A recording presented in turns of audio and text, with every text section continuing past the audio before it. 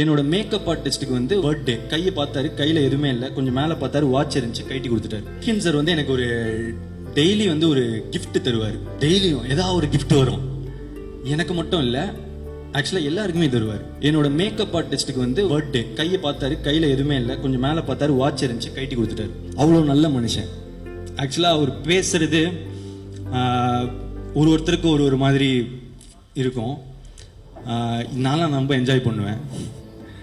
So அவருக்கு நான் என்ன சொல்லிக்க விரும்புகிறேன்னா, நீங்கள் இருக்கிறதுலே கொடுத்த பெஸ்ட் கிஃப்ட்டு நீங்கள் தான்.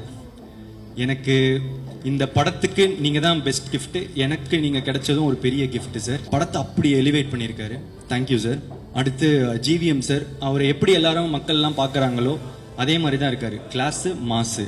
நான் அவரோட பர்ஃபார்மன்ஸ்லாம் பார்க்கறதுக்கு முன்னாடி அவர் பர்சனாலிட்டி தான் பார்த்துட்டு இருப்பேன்.